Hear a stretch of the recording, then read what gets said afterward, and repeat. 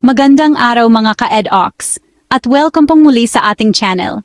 Sa mga hindi pa nakapag-subscribe sa channel ko, mag-subscribe na kayo para lagi kayong updated sa ating mga talakayan araw-araw. At sa mga may gustong bilhin na kahit anong produkto with big discount, free shipping, place order ready na voucher, puntahan nyo lang yung home ng channel at hanapin ang store o di kaya i-click ang more sa description at makita mo na ang mga produkto. Malaking tulong na po yan sa akin at sa inyo din. Kaya tara na!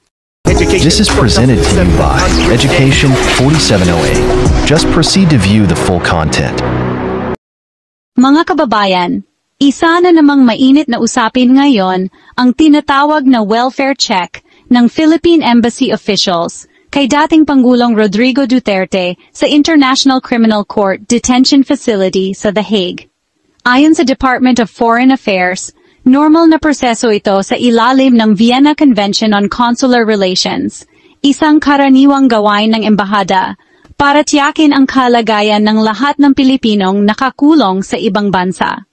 Ngunit hindi ito tinanggap ng pamilya Duterte, lalo na ni Vice President Sara na tinawag itong sham welfare check o huwad na pangangalaga.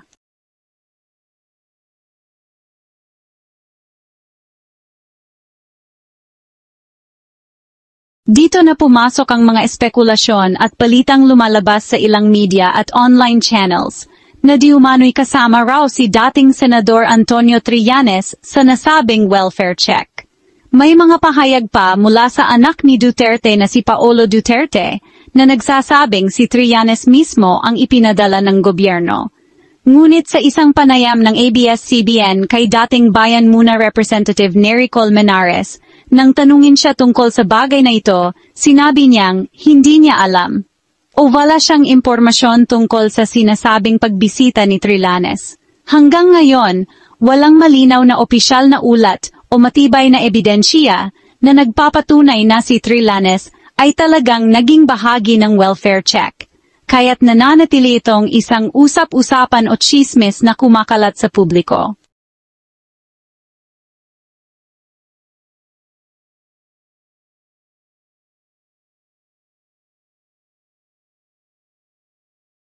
May ilan ding haka-haka na posibleng nakaapekto ang issue ng welfare check at ang tensyong dulot nito sa kalagayan ng dating Pangulo. Sa mga sumunod na araw, napaulat na bumagsak o nag-collapse si Duterte sa detention facility. May mga nagsasabing maaring dulot ito ng stress, pressure ng kaso o maging ng kontrobersyang bumabalot sa welfare check. Ngunit inuulit natin, wala ring opisyal na kumpirmasyon kung magkaugnay nga ang dalawang pangyayari.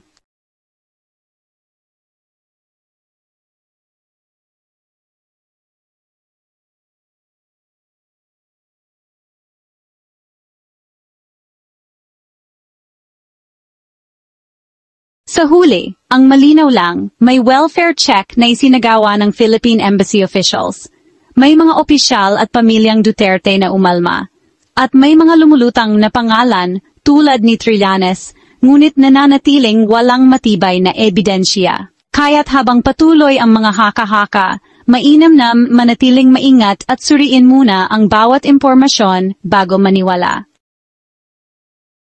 At kung iugnay natin ito sa mas malawak na usapin, malinaw na hindi lang welfare check ang naging issue. Ang simpleng diplomatic protocol ay naging malaking kontrobersya, pinulitika, pinagtalunan, at pinalobo sa social media.